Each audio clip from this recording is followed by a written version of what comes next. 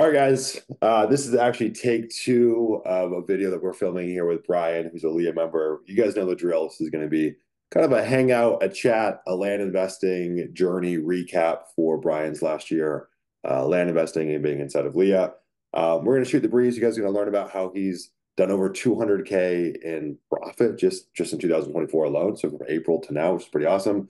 Sounds like he's got like another 200K in pipeline profit. So should be a pretty insane year, especially the fact that you're pretty much just a year or so into this business. Now, before we do, a couple of housekeeping items. One, we just released the tickets to our mastermind. So landinvestor.co/mastermind. You guys can see that link down below. We've got 200 and somewhat general admission tickets. I think like 15 or 16 VIP tickets left. Pre-sale prices. So VIP is $1,000. General admission is $299. It's October 26th, 27th. We got an insane venue right off the strip here in Las Vegas. So it's going to be super fun. Brian was there last year. We'll talk about his experience there. Also, if you guys go over to landinvestor.co/PA, we've given out our free purchase agreement, same one we use for our blind offers. So you guys can go get that for free. Links will be down below. All right, Brian, what's up, my man? Happy that you're joining us here. It feels weird because we've already said all this and done this, but we're gonna pretend like we haven't. Tell the people who you are. Give them the elevator pitch on who Brian is. Hey, thanks for the opportunity. Yeah, I'm Brian. I'm from Ohio, small town Norrisburg, Ohio, and been doing land for about a year. I had some real estate experience. I was buying some rentals the last 10 years or so. Started in January of 2023 and did cold calling at first, the first couple months, and that's very hard and not really fun experience, but I got a couple deals out of that. Started doing more of the mailers, the blind offers, and that worked as well. Got a couple deals out of that. Joined LIA in 20 and June of 2023, and got a couple more deals. Wasn't just crazy at first, but then and where it all started to work or to come together was when I was in the mastermind last year in Vegas. Michael Bowles, one of the coaches in LIA, had a presentation about how he runs his land business. He keeps it very simple, and that's really what I was looking for. So I went home from there, bought Land Insight, followed his method, how he does it, just kept it simple. And since January, my business has blown up. I've done 200,000 in profit already, got another 200, 250 conservative in pipeline profit. My goal for the year was 500K, so I kind of think I got to put up that number a little bit. So I'm very excited, and the land business is fun. That's awesome, man. And we'll give a little bit of context about how you're doing all this, which is kind of crazy because this is part-time for you. But before I talk about that, one of the things that we said at the beginning of January is this year we want to help create 25 new millionaires inside of LIA. And I think given your numbers and your tenacity, there's a really, really good chance you're going to end up in that pool. But what's crazy is for those that don't know, you run another business, a roofing company, which is like technically your full-time thing. And you've got a pretty big rental portfolio of mobile homes, right? So this is, I hate the word side hustle, but it's kind of a side thing for you, yeah? It is the rentals kind of get a great property management. It kind of takes care of itself. And then the roofing takes a lot of my time. The land, I'm probably spending I'm probably up to close to 10 hours a week, in the land side. But I have some, ninja tricks or like I I keep it simple and try to outsource everything as much as I can, because I have to, or there's no way I could keep up with everything. And so actually, I just hired a full-time assistant yesterday, so that should cut down my time a little bit and keep my process a little more smoother. Yeah. Yeah. I love constraints. And people always act like they're a victim to their circumstances. But I feel like it makes you think outside the box and think critically. And that's really what entrepreneurship is. Like, I have a constraint, either no time, no money, I don't know how to do a thing. And then you figure out how to do the thing. And you do it in a creative way that hopefully is profitable for talking about building businesses. You hired an assistant. So is this like an executive assistant? Are they overseas? Are they here in the US? What are they helping you with? It will be executive assistant. It's local here. So she's run other businesses already. So like her talent, like she'll be able to eventually literally run the business. And what I like is I hate being a boss. Like I do not want to be a boss. If I hire anybody else, they're gonna be under her. Like I'm not like I want to have fun and be a dumb guy. Like I don't want to be boss, tell people what to do. So Yeah. excited about that because she has Yeah. Yeah, like being the boss sucks. People act like it's like this cool thing, and I mean, I look at it as cool. It is cool, and it can be really fulfilling, but not everything is cracked up to be at the same time.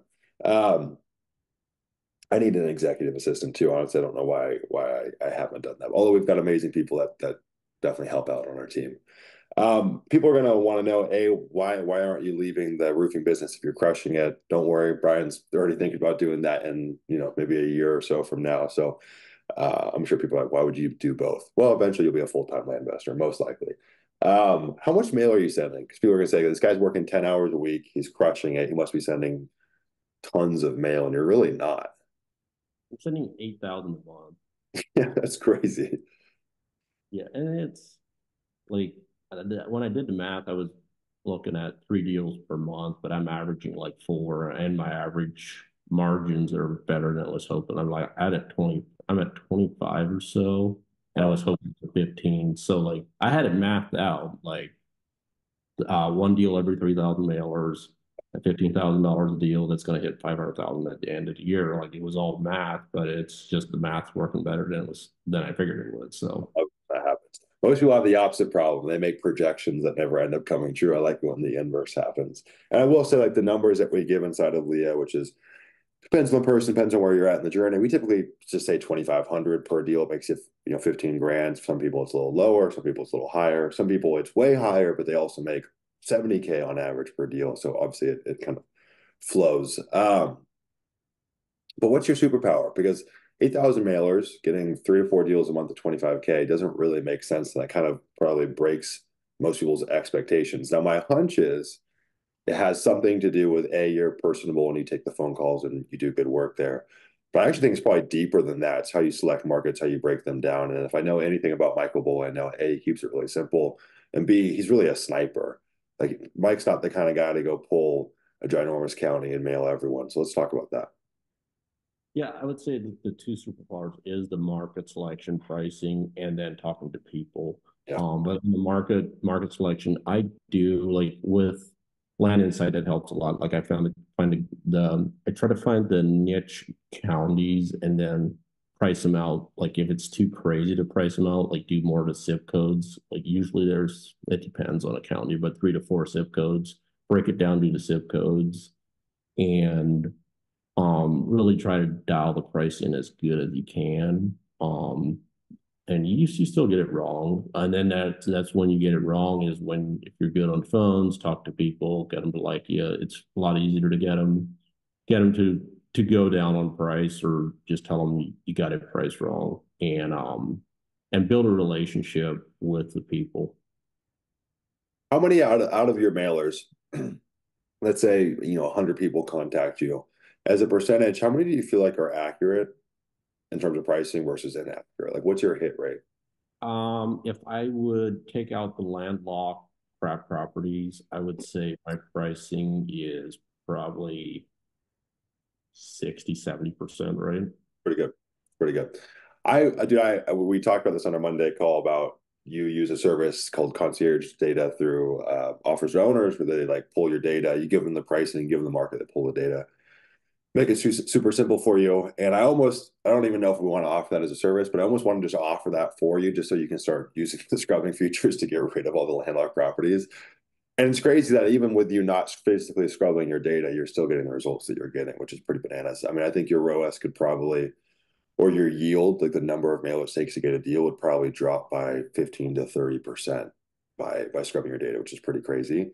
For those that don't know, inside of Land Insights, we've got a feature that we just released. It's in beta mode, so it's by no means like absolutely perfect. I'd say it's on par with your average VA, but it's really quick. You upload a data set and it'll scrub out the landlocked properties. But we're adding that for flood zones, wetlands, for properties that accidentally slip in that have houses.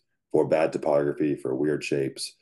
And so with all that, you'll scrub about 30 to 40% of your data just right off the rip. Right now with landlocked, it's like 10 to 20% depending on the market. So at a certain point, if you're mailing at scale and 40% of your mailers are going to crap, I mean, it becomes essential, whether it's a VA doing it or something like Land Insights.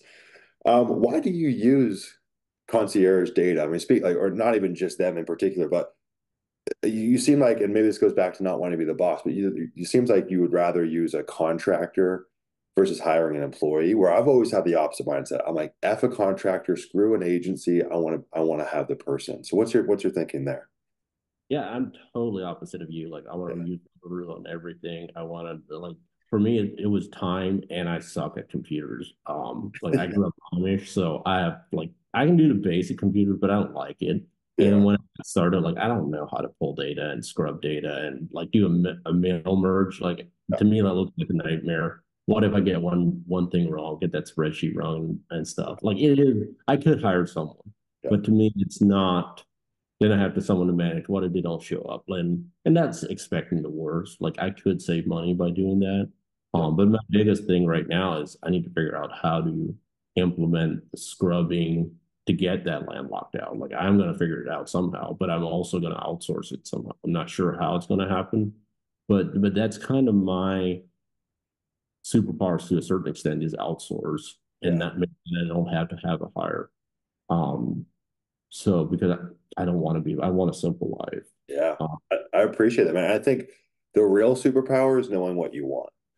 Like I think like we focus so much on like the positive goals or the outcomes. It's like you want to make $1 million this year. Most people think about that, but they also don't think about, well, what comes with making $1 million. And you're saying, I want to make $1 million this year, but I don't want to have a team. It's like having those kind of anti or negative goals that can kind of create constraints that you make decisions off of. Where I think a lot of people would just kind of say, well, I want to make $1 million, I have to hire a team. And you might be one of the few people that does that without having a team or maybe just having a VA and an assistant. But we talked about this on Monday, but I think this is probably the easiest workaround for you. Have them pull the data, go upload the data to Land Insights and scrub it there. Now, will you pay them for some data that you're not going to use? Yeah. But if you want the easiest workaround, that's it. And as it stands right now, the scrubbing's 2 cents. And it's not going to be that forever. It'll go up to 6 cents, but it's just so stupid, silly cheap right now. So that is an option, or tell them to use Land Insights and then make their service better. Um, that's yeah, my first try. Is going to be to try to get them to use Atlanta Insights and scrub it. If not, I'll do it the other way. And so because I feel like the waste of energy I have looking at leads that are landlocked and stuff, it's a waste of time, and I can cut down on my mailing costs a lot, even just with that. It's going to be a benefit. yeah, yeah. Well, Jack and Jill, if you guys want to talk, I'm all ears. I think it would be a benefit to you guys. And full candor, I've said this before, but I'm pretty sure I watched every single one of their YouTube videos when I first got started. So in a weird roundabout way, I've never met them or talked to them, but I definitely owe them something in terms of they inspired me more than anything. Like a lot of their videos were just like them sitting and shooting the breeze and answering questions. Like they weren't like hyper technical, but they just kind of gave me confidence, like, oh, this is a real thing. So shout out to you guys. Dude, what's the goal for this year? I know I've kind of talked about that pool of 25 people getting to the 7-figure mark. Is that the real goal? Have you adjusted from 500K to that? I have my basic goal now is 800,000, but if I keep on this trajectory, Yeah. I'm gonna hit over 1 million. But I also feel like I have to remember, like this is my last year in the roofing business. I have to keep that thing going for Yeah. a year yet. So like I'm not. I would want to step up on the mail and hit 1 million, but also, am I losing? Like I ask myself this: Am I losing what I want just to say I did 1 million? Like who cares if I did 800,000? Like that's way better than I was hoping. So is it a goal? Like if I make it $1 million goal, send more mail and have more stressful life in the next 9 months, is that what I really want, or is it just so I can say I hit 1 million? So that's the way I look at it. I'm going to keep consistently mailing to 8,000, keep doing good, mark, or like make sure that 8,000 mailers are the best that I can, and keep on the program for now. You're a smart cat, man. It's that's so simple, but I just don't think a lot of people think that way. Like they just get hung on to a goal no matter what costs come along with it, just because it sounds cool or seven figures or whatever, these arbitrary numbers.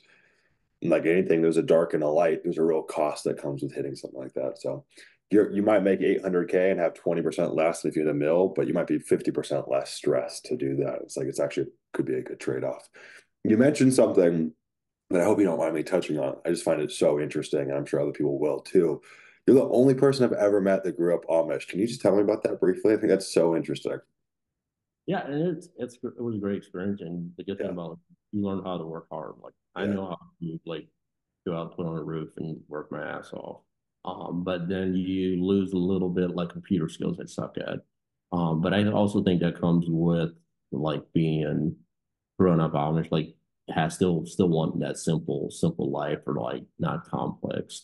yeah. But it wasn't for me for sure because it's like it's a slow play paced life, like driving around with a horse and buggy or like I like the freedom of driving wherever I want to. Like to this day, I still like driving around just because the first 20 years of my life I didn't. So like it's kind of funny how it works. A lot of people talk about they hate driving, they would want to live in a city that they wouldn't like they don't care if they own a car. I'm like, that would never be me.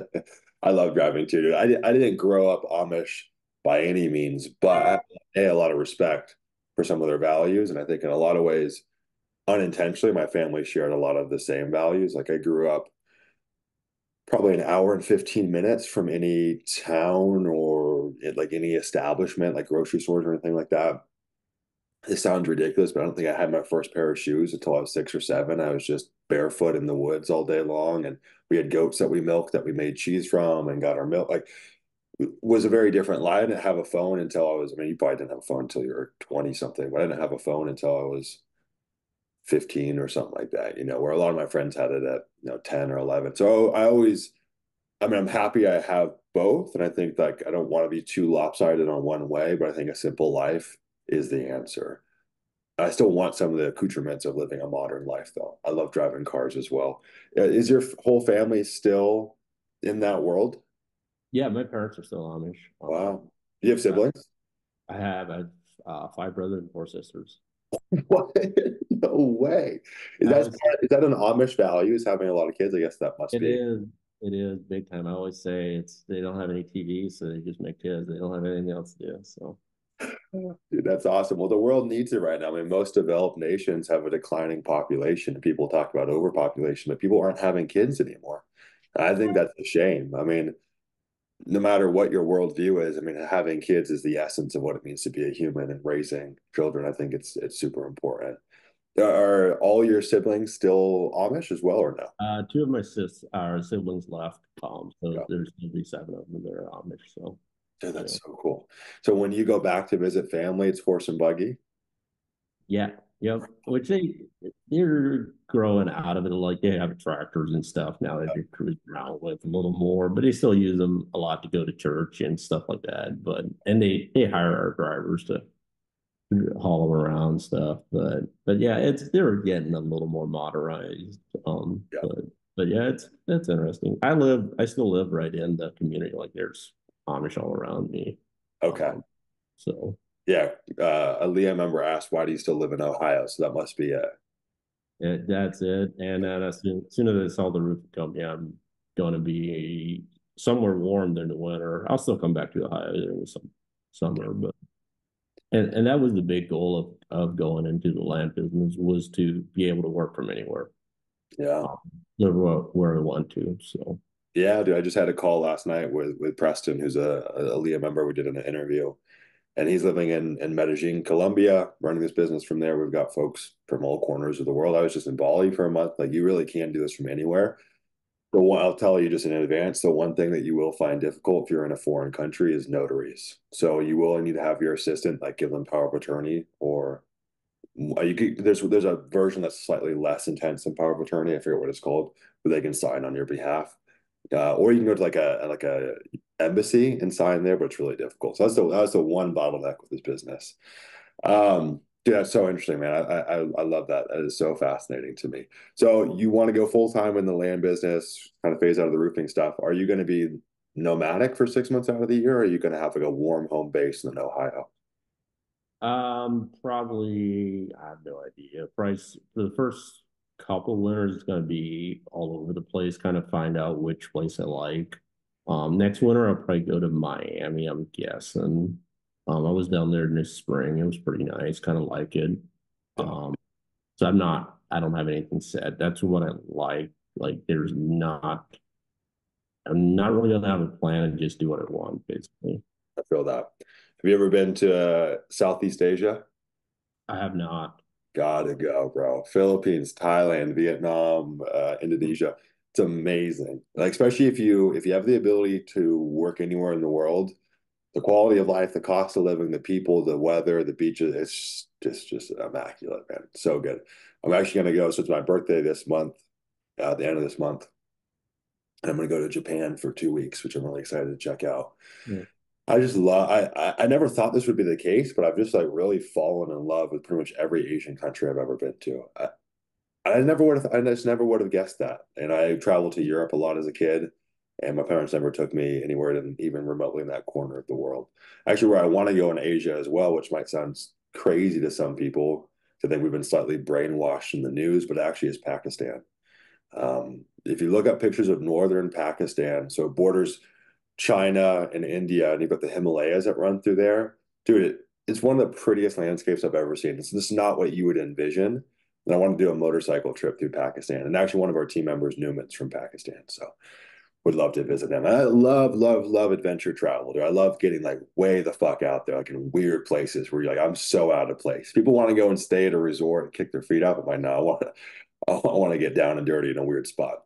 Um, Dude, why are you doing the land business? What's the goal with all this? It sounds like it's not growth at any cost. You want to have a good lifestyle. So is it just the freedom? Is the fact that you just love flipping land? Like, what's the why? Two things. I love real estate. I like land. Yeah, It's such a simple process of buying it and selling it. Like flipping a house is you gotta buy it, you gotta fix it up. Like land, you might have to clear it or do something small like that. For the more part, you're buying stuff and selling it right away. And like everything since I was a kid, like I like to buy and sell stuff. Like that was yeah, kind of a like thing that I always liked. Like, and then the second thing is I always said I want to work till I'm 30 and then be able to like kind of travel, do my thing. And so I'm past 30 already, and it's high time to start doing more of that. yeah, So, and then land business lets me do that. So it's a perfect world for me because I love real estate.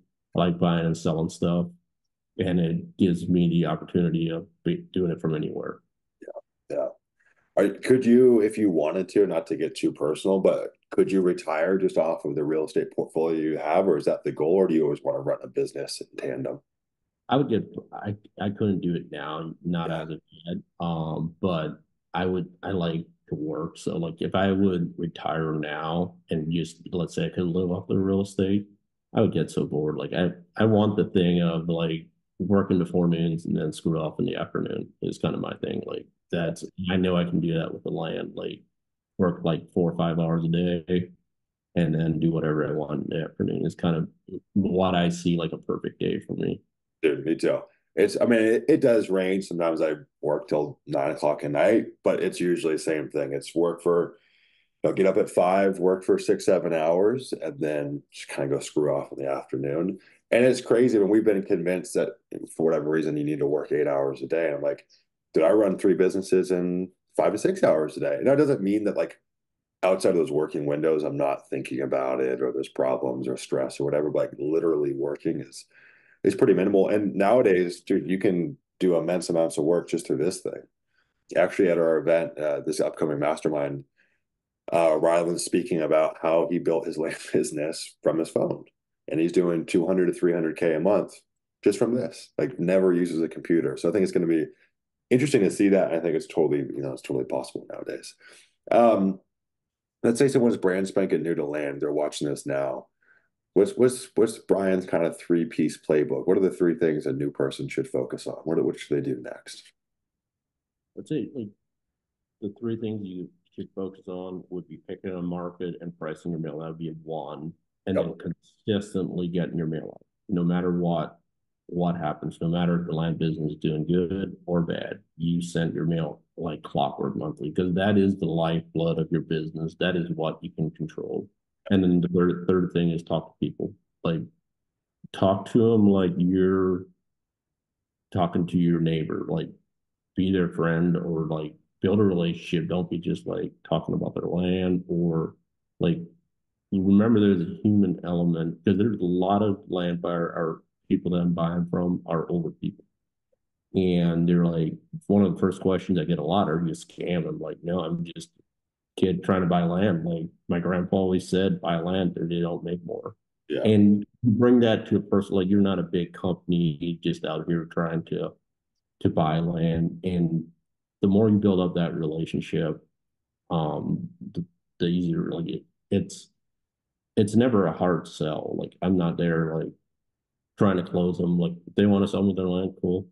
We can agree on a price, cool. Not, hey, I totally understand. Like I give them my realtor's number if they don't want to sell it to me at my price. Yeah. For everyone watching this, two things. One, actually, first off, grab a pen and paper and write this down. One, you can't sell someone on selling them. Well, you can't sell someone on them selling you their land. It just doesn't happen. It's too big of a decision.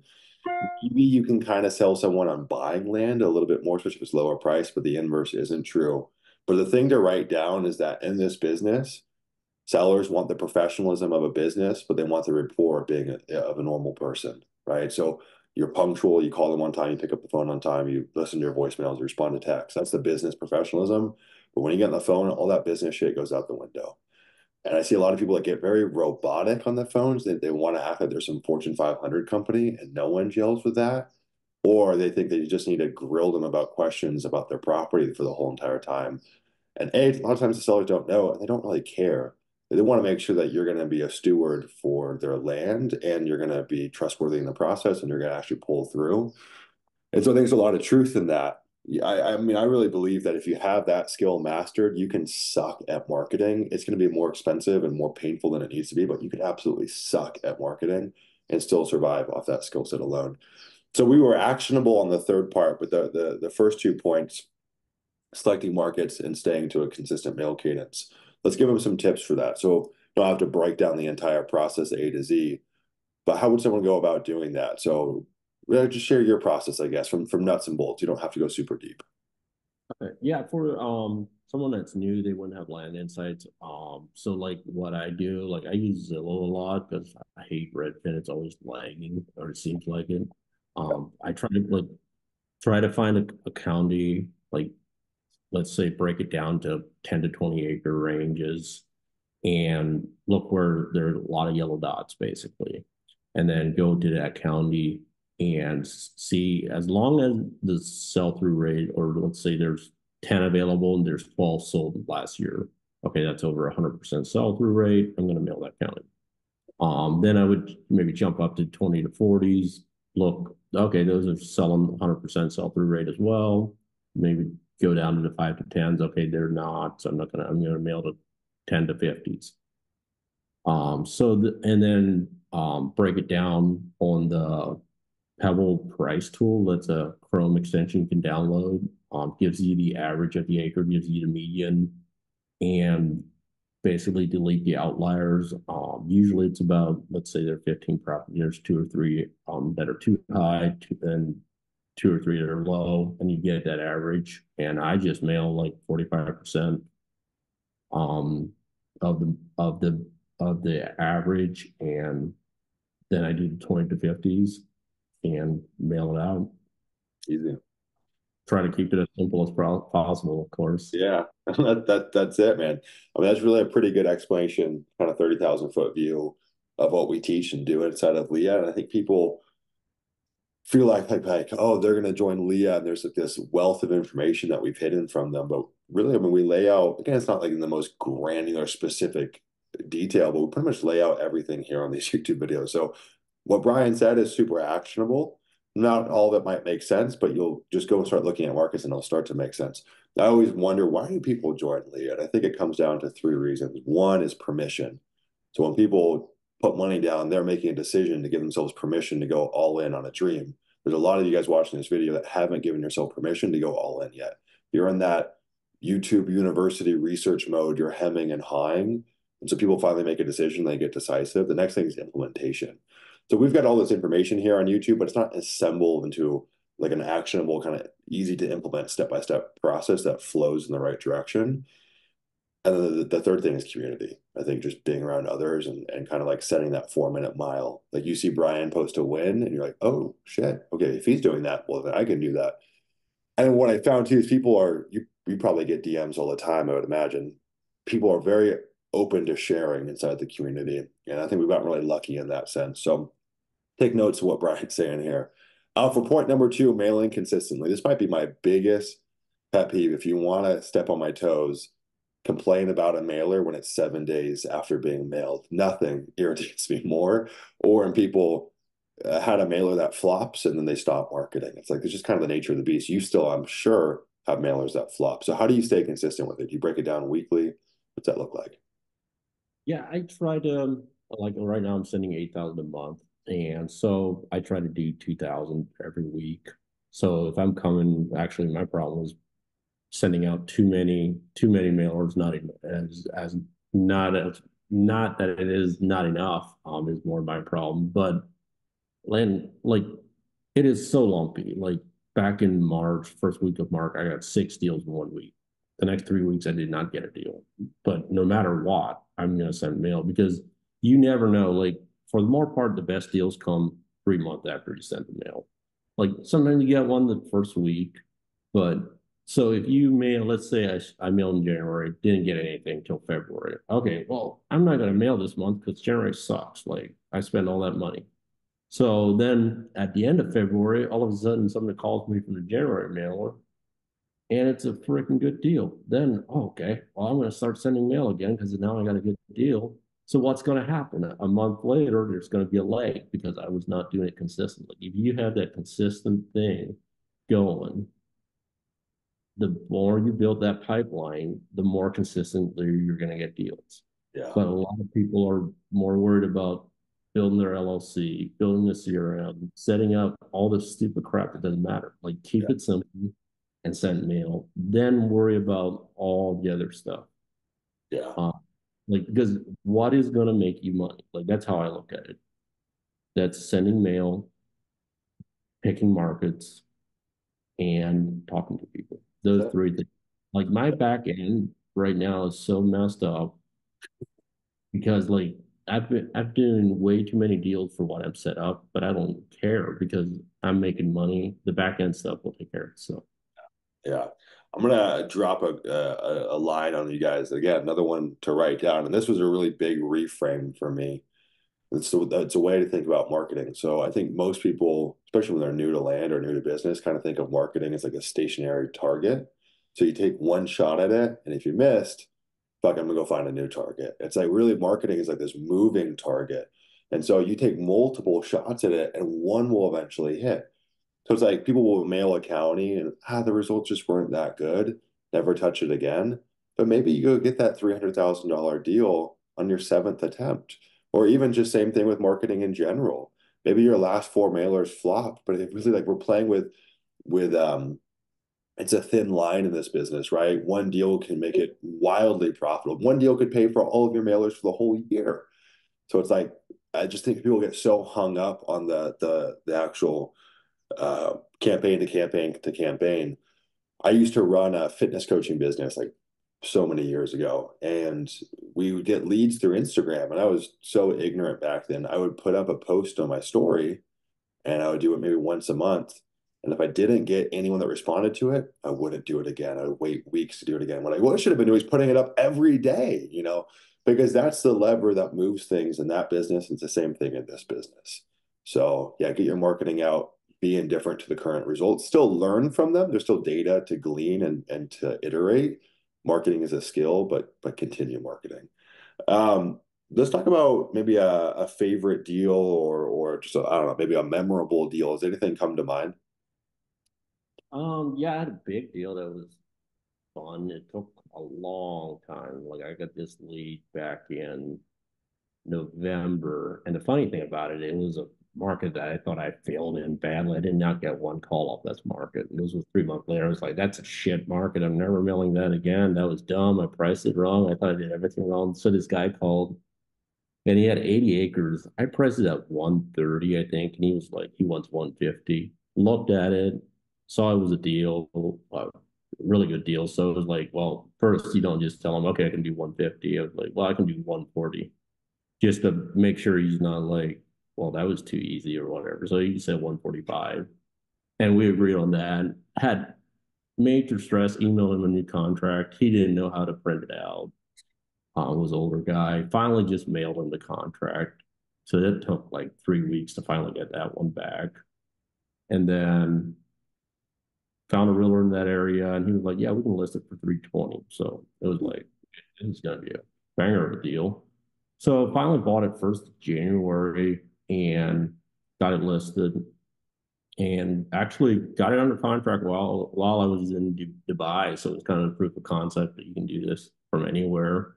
Got an over asking. It was we got 330 and a $10,000 earnest money deposit. He wanted to close April 1st, and I wanted to close sooner, so we agreed on March 15th, I think. Yeah. So didn't hear much from him. Thought everything was cool. March 15th came. I had a bunch of deals. I was like, okay, I'm going to take this money, buy 4 deals with it. So this was closing on a Friday, and I had the next week scheduled for these 4 closings. Friday shows up. Comes Thursday, the realtor called me and was like, "Hey, this guy says he needs to do surgery tomorrow. He can't close tomorrow." Okay, whatever. We'll give him a deadline. We'll extend the deadline to Tuesday at noon. I'm like, okay, I'll just push the closing out a little bit. I'll get through this. So Monday night, I talked with the title company. They said, yeah, they talked with him today. He's going to close. He's going to show up tomorrow. Next day came, he never showed up. So they're like, the lesson in that is never schedule your closings or never figure out your, never spend your money until you have it. But I got it figured out. I got the 4 closings done. We put it back on the market and got an offer for 320 and closed in 10 days. And that actually just closed last Saturday. So that was a wild ride. The And best deals are always a wild ride, man. That they're always a little bumpy. yeah. And it's kind of funny because like it's such a big, like I made like 150,000 on it, and it's like an insane stupid deal. But it started in November, and I never like when this deal started, I was never like, okay, I'm gonna make 150,000. Like I didn't believe it till I got it. But also you have 6 month process of processing. Once you actually get the check, it doesn't even mean shit, which is dumb. But it doesn't. Like if that makes sense. It's not like if you win the lottery. Let's say you bought a lottery ticket today, and tomorrow you find out you won $150,000. Like that feeling or that joy would be way greater than this. Is just like, okay, this is business. Yeah. Or I don't know, maybe I'm just weird about it, but That's like after I close it, I'm like, this doesn't mean like, yeah, it's yeah. cool. Yeah. Well, I think that I mean, I think that's just a human phenomenon, right? Like the goalpost always moves. Right? And so that might have seemed like a really cool deal 6 months ago, but now you're like, fuck, well, could I go make, $1 million in a deal? But I also think in this business, you go under contract, you have that initial spike, but then it takes so long to see that money that like the novelty is worn off. And then I also think, as you've experienced, you get the contract and then you fucking go to war to get that thing to close. So by the time the money comes to you, you're just like, ah, it's not like this. You get the contract and you got the cash hit in your bank account tomorrow, like the lottery would be, or how I imagine it to be. So I think that, yeah, that's definitely just kind of it's just a truism in this business, honestly. But I think more than anything, dude, we're so quick to reset expectations, so quick. And sometimes that's good because it pushes us to grow. But I think one of the things I really try to focus on is like, let's not let the novelty wear off. And we've got this cognitive bias to where we really want to focus on the negative and the positive kind of feels like this, but the negative feels like this. It's like loss aversion. Like it feels way worse to lose on a slot machine than it does to make a little bit. So I try to kind of enjoy the wins and really try to taste them because I just find like mentally I'm not doing that out of habit. So I really got to force myself to do it. What are you going to do with that money? Just put it back to the business? It is actually I didn't get half of it because that's I got another deal in that area that is going that the title company just kept and actually it's closing today. That's nice. That's a buy for 77, sell for 150. So Nice. just keep yeah, putting it back in the land business basically. Are you funding all your own deals? I am. I have some equity on my properties, so most of it I can pull lines of credits off from those and use that. And then I have a hard money lender Mhm. that lends me on like 12% interest. So I just do it that way. I don't like to share the 50% of my profit with the funders. So 50% is a lot, but yeah, 50% is kind of like a worst case scenario. But yeah, if you've got lines of credit and you really at any given time don't need that much money in this business, you could have a couple $100,000. And if your turnaround time is fast enough, you can recycle that a bunch of times, especially if you are working in high demand markets. Speaking of the market selection, I'm just curious, what area does Land Insights kind of help the most? And it sounds like you're starting to do some of the zip code stuff, which I'm really bullish on. We've been doing a lot more of it. So how do you use that? for me, like I do most of the time, I just go in and do like 100% sell through over 6 months. Yeah. And I have like about four states that I kind of like. But if I see a market like out of that area that I know, I stay away from the hot markets because like everybody's mailing them, and I tried a little bit in Florida, didn't get anything. So I was like, I hate hot markets is the way I look at it. So if I see a random one, maybe Missouri or something, I'm gonna mail it, even though that's not my state that I really focus on, but I see the market's hot, then that's kind of how I look at it. But I try to focus on the four states that I trying to master those. Yeah. Yeah, I always tell people the markets I like are what's called micropolitans. So it's not metropolitans, it's like these small, way off the beaten path markets that for whatever reason have a lot of demand or money flowing into them, or sometimes it just has like the right kind of population for folks that want to buy land. Like I forget who was talking about it, but someone told me the other day, it's like so weird. I don't know a single person in my life who wants to buy land, yet we are in this business where people are buying land from us. And there is demographics and audiences that are more suited to wanting to buy, rural land. But yeah, I think if you're just going off of the dogma of just sell through rates, like you can waltz into a lot of really crazy markets that are so competitive. I usually find though the clue to competition is not just the sell through rates, it's the supply. And that's why we put those supply rules in place or just parameters. Because you go to those uber hot markets in Florida, they also have 700 active listings. You know what I mean? Because owners realize that land values are going up and they go park them and put some stupid price on them, just kind of try to get the most. Are you using the Gini index or any of the pricing intel in there? I watch it a little bit, but I Yeah, don't. If I see a hot county and I see the genie's low, I'm like, cool. But I'm not gonna be like take a break. genie is high. I'd be like, okay, this is gonna be harder to price. Like, but I would still price it if it's hot. Okay. Um, that's Do you that's find even if Gini is high, you still are able to kind of chunk it down and price it? if I go into like breaking it down and the pricing just stupid, then Yeah, I'm like, yeah, another market. yeah, You get like, well, I would first try to go down to zip codes, but some of them it can be so hard and you can't. Um, yeah, yeah. All right, guys. Well, what we're gonna do here is flip the script. We'll pass off the interview questions to Brian, and if you got any questions, whether it's related to stuff you're going through in the land business right now or general business stuff or whatever, we can kind of take the conversation wherever you want to go. So anything you want to grill me on?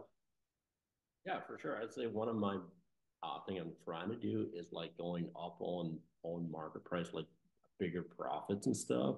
And so for now, like what I'm doing, and it works to a certain extent, but it's kind of like finding the needle in the haystack or like putting the arrow in the wind and hoping it hits.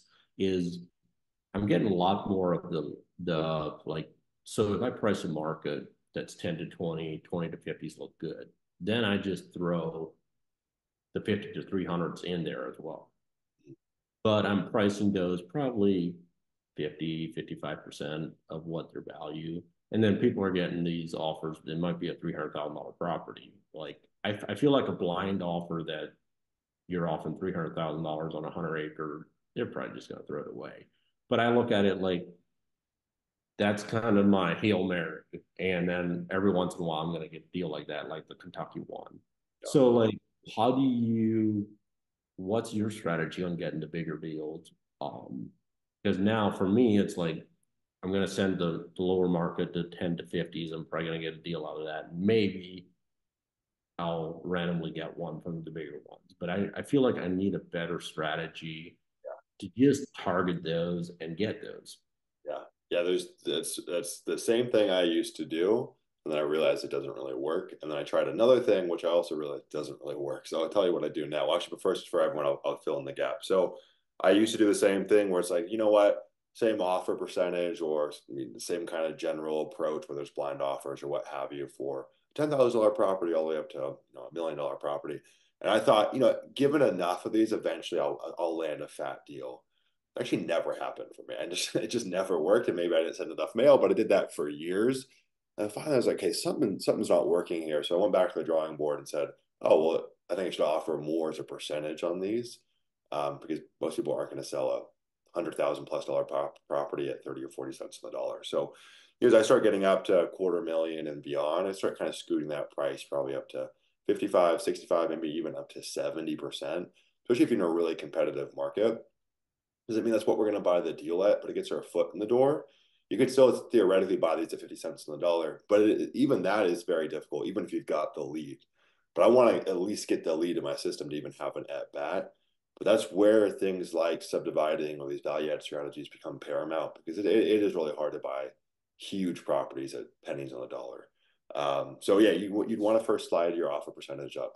Now, the other thing that I used to do, which is really foolish, I did that and I kind of graduated and said, okay, now I'm just going to focus on just going after big properties exclusively and just really kind of hone in. And that didn't work for me either. It does work. It just took so much marketing and my results were really lumpy. So I like taking a wide basket. I do some of the cheaper stuff, in the $20,000, $30,000 range. That kind of gives us the quick hits of cash, quicker cash conversion cycle, pays for our marketing, and then some. And then we get the big deals every now and again. So I see a lot of folks that say, Sumner, I just want to do big deals. And I think that's kind of foolish. I'd still think mid-market approach roughly. Um, Blind offers, I mean, they certainly still work for, a $300,000 property. I think once you start getting like way up there, like maybe 500K plus, it definitely gets a little weird. But we've gotten deals from blind offers at 300K, and people are open to it so long as the offer was priced intelligently, right? You might even want to have a separate letter for those kinds of properties, even if you're still doing a blind offer, because like the value stack that we're proposing is less relevant to them. So we can close quick and cover close. That might not be what's most important to them. And maybe we even want to speak to the fact that we understand this is a big property, it's a legacy property. Here's a number that we're thinking, but we could be wrong, being a little more non-committal there or using a range offer. So I think you'd almost, if you have this consistently happening where you're sending mailers and maybe 10, 20, 30% of those are big properties, maybe having a different letter for it. So I think a lot of people kind of focus on that quick turn, quick close, and I just haven't found that to be super important for them. Um, and then as you start getting up into these consistently doing these bigger deals, one of the other strategies is how we fund them. So Brian's probably not going to fund them. Also, the cash on cash return gets kind of stupid if you're buying at 70%. So maybe we do buy it at 70%, but we use bank financing or we pitch owner financing. So the way you actually take these things down also gets a little more creative. Um, are you consistently marketing to 500K plus properties or not really? I don't think most of mine hit the 500K. Just usually it's about 1,500 an acre, and I go up to 300,000. So yeah, there'd be a couple that are that would go. The offers would be higher than 500,000, but I would say probably for the more part it's under 500. Yeah, so in that case, I don't think you need to do everything I'm talking about here. I think the first line of defense should be raising your offer percentage. There's no golden rule, but I think if you're creeping up past a 250,000, like let's get into the 60% or maybe even a little bit higher if it's a really hot market. Just get the lead in the door. Doesn't mean that's where you're going to do the deal. And if you want to get a little more sophisticated, you could try a letter that's slightly different or a variation, or even a variation with a range offer in it. I've never had someone sign a blind offer purchase agreement for, a super expensive property. But people are still receptive to it so long as it was priced well. Mhm. And I think that's where I'm losing out is not having that higher offer percentage on the higher properties. Yeah. And the truth is too, like if you want to do these deals consistently, very unlikely it's going to happen while you're doing 8,000 mailers a month. Like maybe you'll get one or two a year, like the one that you got recently. But if you want this to be a quarterly affair or even bi-monthly, you would need to raise your marketing to have that happen more often. At least that's just what I've seen. Yeah, and the cool thing about that, I could add a couple thousand, and your call volume is not going to go up that much because a lot of those people are just going to look at it and like throw it away. Yeah. Um, right, your number of calls is going to go down, and that's kind of what I don't want more calls. Yeah. Yeah. To get overwhelmed, like I could easily send more, so that's a good idea. Like maybe add 4,000 more a month, but just do those would all be going for the higher end and see what happens. Or yeah, that's a good point. They're ironically the workload is less on those because yeah, you're not getting bombarded with stupid calls. And if you're baking out 8,000 mailers, what's another 4,000? Like it's not that much more work for you. And I think a lot of cases too, like people are working in markets where they could easily be pulling that data, but they put very hard caps. So I don't go over 100 acres, or if they want to start doing bigger deals, they just stick at 250K like we talked about. And look at, I mean, rules are meant to be broken. You can go above that. That's the only way you're going to get deals that net you hundreds of thousands. And so you might not even need to pick more markets. You might just need to open up your parameters. And even like 300 acres, it's like, well, why stop there? What about thousands of acres? I've never gotten a 1,000 acre deal, but I know people that have. And you only get them by, getting your foot in the door and get in front of them. Right. Yeah. What about any other questions, man? What else you got? Well, how's your land? I know you do quite a bit of the financing, just the smaller lots. How do you like that? Is that like a pretty more reoccurring, or is it just a lot of headache to take care of those notes and stuff?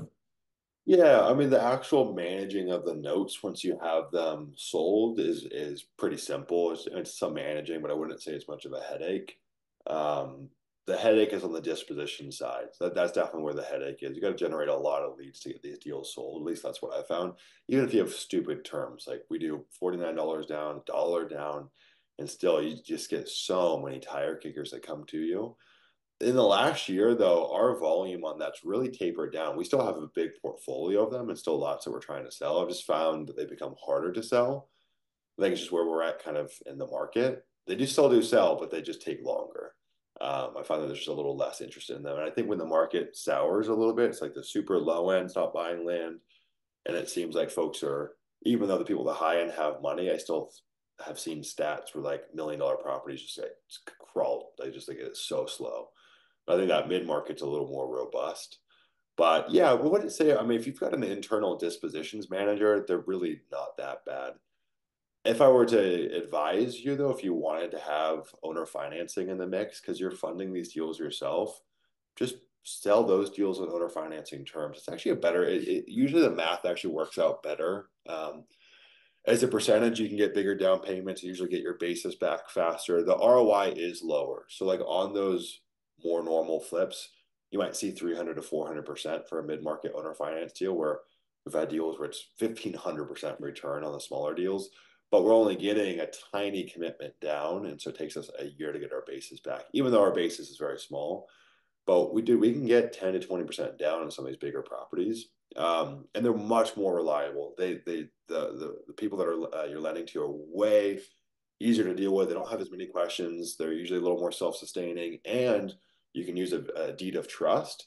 So it's like the ball's completely in their court. There's like no managing for you. You don't have to pay the HOA dues. You don't have to pay the taxes.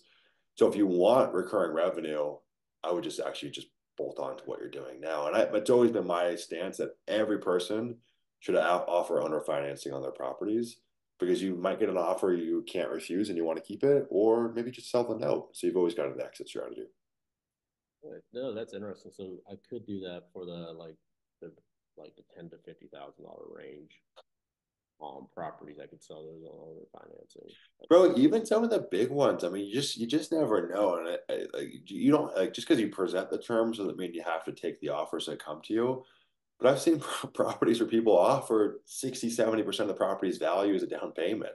And so you're already profitable in that, and then they pay you over a couple of years and there's interest. And so you just never know. And so I just think it's always worth suggesting. Yeah, on the bigger ones, it's going to happen less often where it makes sense, but we still recommend pitching it unless it's a double close or something like that. Now, when you have a joint venture funder, which I know you're not using, it does become a little more convoluted. It's always a discussion worth having with them. I still think you should present it because you can sell the note if need be. Mhm. Yeah. Oh, that's interesting. Like, yeah, I like the. It'd be nice to build that up. Like maybe get 20,000 a month. Like then if you have a bad month, you still got that income coming in. Yeah, dude, we have a guy in LIA named Adam who's 3 months in and he bought a portfolio. That's one of his first deals, but he's already added like almost 4,100 a month to his recurring revenue, which is pretty crazy, especially for being so new to this business. So, when we were doing this with small deals, but I didn't really have much of an owner finance portfolio. And I think it was definitely under 12 months, probably closer to, it was like really from April until December. So 8 months. We went from like maybe 2,000 a month in recurring revenue to a well over 20,000 a month. So if you really make it your sole focus, you can build pretty quick. And it's an awesome thing to have in your business. You make different decisions when you've got that recurring revenue. But it's still not where I recommend most people to start because it's way easier to go do a deal a month that makes you 20, 30, 40 grand. But for where you're at, it's definitely something to think about. If I were you, though, I would just add it to the listings that you're doing currently. Actually, I've got a question for you. I imagine I know the answer, but all the deals that you're selling are through realtors, yeah. Yeah, I've already done like tried to put one on Facebook, but you get them people like, hey, is this still available? Never hear of them from again. So yeah, I just list them with an agent, and that's actually I feel that's key. Like see so many people struggling to find, or it seems like they're struggling to find good realtors, and I try to find the ones that are good at land, and I have some badass guys that are literally. One of them called me today about a deal he saw in the market. Like I don't think I'm going to buy it, but it's a subdivide potential. Um, Oh, what's so the like details on that? I might be interested. buy for 360, split it in half, and then we could get like 460. Like I don't think the margins are good enough. No.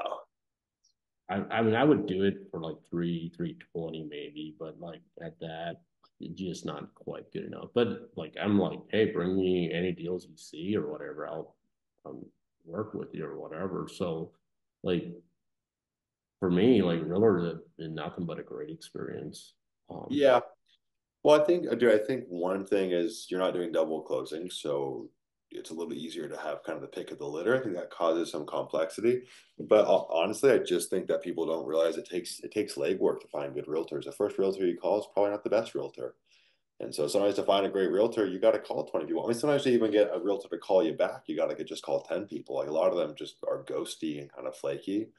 But also over time, you get better at reading the signals of like, oh, this person's a land realtor versus just a single family home person that will take on a land listing. But a badass realtor, and I've really eaten my words on this in the last 2 years, a badass realtor is a real value to a land business. I used to poo-poo all realtors, and I was wrong. I was just frankly wrong. They can be such a big value add. Brian, do you know your average days on market or plus or minus, maybe a rough idea? I don't, but I know I sold every deal under. There's one deal that went over 2 months. All the rest are under contract within 2 months.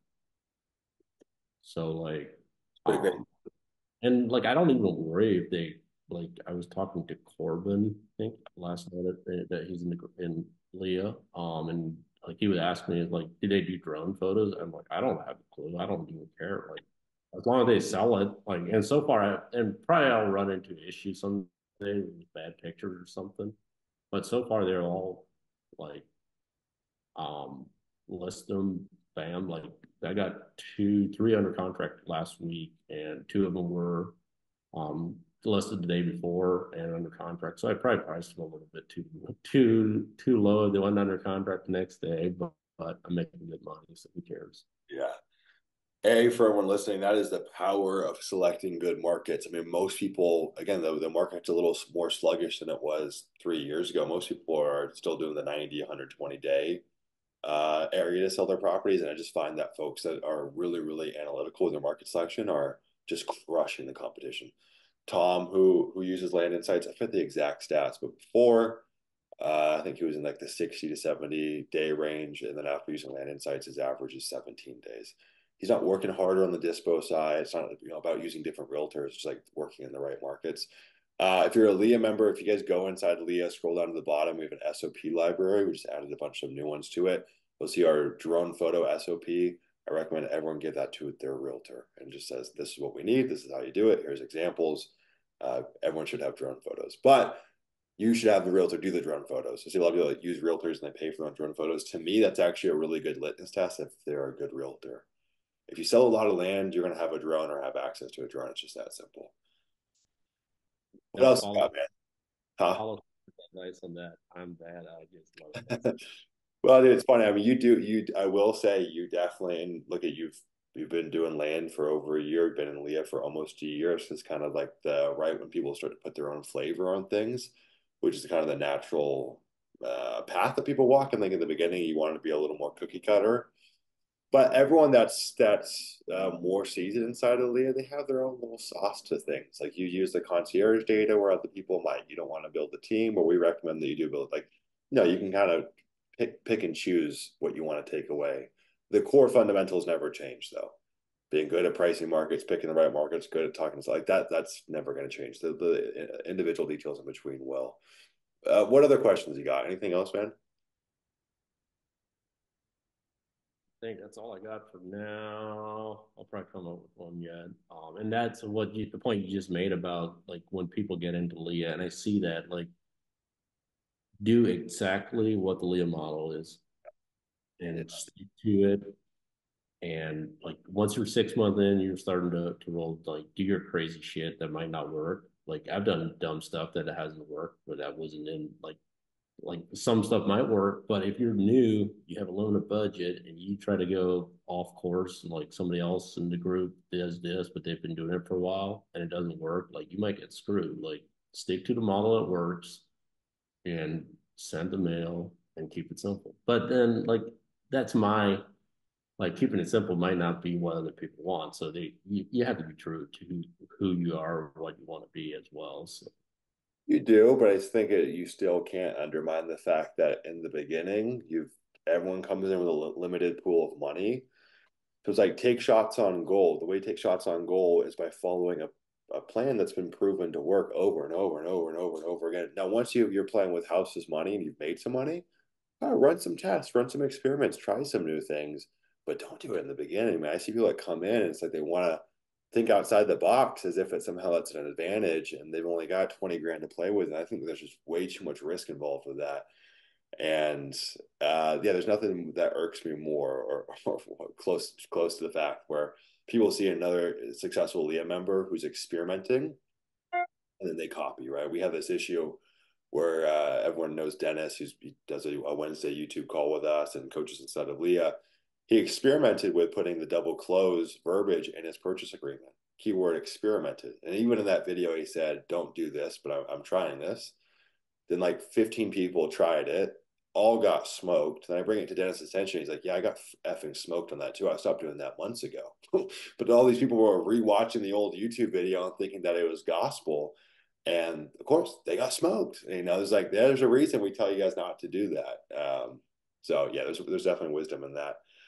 Well, cool, man. Any parting words? Anything that you want to leave off here with? I'd love to do this again. Maybe fast forward a year from now to kind of recap where you end up. Anything you want to end this on? yeah, one I guess ending on this. So what do you see on the land market? Like In terms of long like term? long term and short term, like just this year, but also like for me, I feel like the like it's a blue ocean right now, but I also see a lot more people doing it that were like even a year ago. And like I wonder like in 3 years from now, is it gonna be like is our ROAS gonna be as good? Yeah. Like Yeah. is it's gonna turn into a like what wholesaling houses is. It's a great question. And what I will say is this is my opinion. And I've got some data to back it up, but I don't want anyone to think that this is gospel. I'm definitely not an economist. So like in the short term, it's really hard for me to say, I think interest rates are coming down this year. So maybe that's going to help with buying. I mean, we've seen like demand's been pretty steady. We've had a few bumps last year where like there were some slowdowns, but everything feels pretty good. I mean, yeah, it's not like the craziness after COVID that we all got used to, but I'd say it's good. There's still a lot of markets out there that have a lot of really stagnant inventory. Like there are markets that used to be good that are just like just covered with listings that just aren't selling. But this is all fluid. So those markets might suck, but there's many, many other markets that are very, very, very good right now. That's why having a full view of this country, states and zip codes, you can see where the trends are going and kind of ride on their coattails. Okay, so I mean, look at this business is um, to some extent it is a zero sum game, right? There's only so many pieces of land out there. I think there's 50 million individual properties. There's over, I think, 1.3 billion to 4 billion privately owned acres here in the US. So there's a lot of land, but there's only so much land. Now, the good news is I mean, it's still so imbalanced. I mean, I've hashed this out with a lot of other land investors. We think that maybe like 30,000 people in total have kind of tried this business and come into it, and a small fraction of those are actually active. So maybe a couple of thousand people that are like active in this business. The cool thing though is you've seen is there's so many people executing on different strategies. So the good news is wholesaling, there's only one strategy, right? There's so many ways to make money off of land that let's say there's 5,000 active participants. Dude, they're all doing it slightly differently. Like what we teach inside of LIA is very, very different than what others are doing. And so I don't feel like we are all going after the same properties. But again, over time, of course, there's only so much land, supply is capped, and there's going to be more participants that come into this market. So yeah, I think over time it'll change. I think it's far out. I mean, I think we're talking about definitely many years, if not decades. And one of the interesting data points that I have is I get to see the back end of our viewership on YouTube. So we rank definitely on the first page or in a lot of cases on the first result for a lot of land investing keywords. Never seen an uptick in interest. It remains the same. There's about 1,000 people a month that search the land investing keywords on YouTube. Have not seen that trend change at all. As if we start seeing that seriously uptick, okay, then we've got something to think about. But dude, this is still a business, right? And business is hard. And so this is very much still a revolving door because people come in or join a coaching program does not mean that they're going to be doing this forever. In fact, we've had people, even people inside of LIA that have made money and a year in, they just say, I don't really like this. Or I've just got another opportunity that I prefer doing. And so you might see an uptick in people coming in, but it doesn't mean all of them are going to stick. What's going to happen though is that the threshold for skill is going to be raised. So someone like you or myself or other LIA members, I think in a lot of ways we're kind of on the cutting edge. I think in a lot of ways we're kind of years ahead of what's going to be relevant here. So a lot of people are still going and willy-nilly picking any old market, blasting out some mispriced mail and still getting deals. So that will start to saturate, and then the level above will. So we are here, and most people are here in terms of what we're doing. So there's a long road ahead until what our current strategies don't work. But when those don't work, what do humans do? They innovate and they find a new strategy, a new strategy, a new strategy. So the truth is, there's still folks coming into the wholesale world that are coming in and making money, but the barrier to entry and the skill required is higher than what it might have been 10 years ago. So I always think like this is probably what wholesaling felt like in the 90s or early 2000s. Wholesaling, I was looking into wholesaling in 2017. I mean, 2017 versus now, that business looks so different, dude. But that was still like 20 plus years after it had already been relevant. There was guys doing this stuff back in the 90s. So yeah, I think that's a huge part of it. I think where we're going to feel competition the most first is not on the acquisition side. I think it's on the dispo side. Like think about markets that just have so much stagnant inventory and you have tons of land investors trying to compete for the same very finite pool of buyers. In every market, there's a very clear finite pool of buyers. There's less supply there than there is the supply for vacant land. Also, bro, you've seen this. How much is timing a variable in our marketing? Like there are so many deals that you've gotten that I guarantee you someone 30 days prior or less also marketed to them and they didn't get the deal. So there's a huge timing component. So yeah, suffice to say, all industries over time, arbitrage gets compressed as more people come in, but it's a long road ahead to get there. Um, so yeah, I mean, for context, there's over 2 million house wholesalers and fix and flippers. 2 million. And it still works. So what do you think about that? You think that's accurate? No, I like that. And I like the data of how your YouTube has stayed consistent. Yeah. So it might be like the is it Ed Milet that talks about the red car? Once you have a red car, you see all the other cars. Like it might be the thing for me. Like like everybody's talking about land now. Yes. So like if you on the YouTube, well, obviously my search algorithm is land, so of course I'm going to see all the new coaches and all the new guys on YouTube, and be like, holy shit, this is blowing up. How long is this going to last? So I think that's actually a lot of it. That's kind of cool Yeah, dude. to hear your. Yeah, it's called our reticular activating system. It's like you buy a new car, bro, you only see that car. But it's even worse than that because the algorithm is created to feed you what you are watching. So it's like that's even you got your reticular activating system, and then you got the YouTube algorithm or whatever the algorithm is that you're watching. They're just throwing this shit at you. I mean, Yeah, dude, we can they make a banger of a video if it's land investing specific. We cannot get more than 500 views on it, no matter how good it is. And if you could even go on Google Trends if you want, look up the keyword land investing. You'll see that this trend has not upticked at all. So yeah, dude, no matter what happens though, I think it's foolhardy to worry about the future too much. What's working right now is working, so let's put our head down and work. And the truth is, this happens in industries. Like you could go make $5 million in the next couple of years, and maybe the arbitrage starts to lessen, but you made $5 million. Like there are many people that have made struck gold in a market, and then that market dries up, and they move on to something else. It's like Alex Hermosi talks about when life throws you a fat pitch, just fucking swing at that thing and don't think about anything else, and then you can make your decision from there.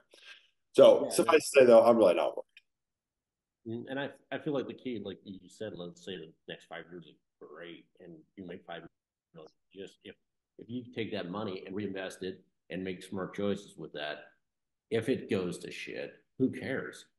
If you're not set up off that 5 million, you screwed up. It's your problem. Like if you thought this train's gonna go on forever, like that's on you. That's like so that's the key for me is like reinvest that money, do good while it's good, and if it slows down, you're still gonna get deals even if it goes to crap.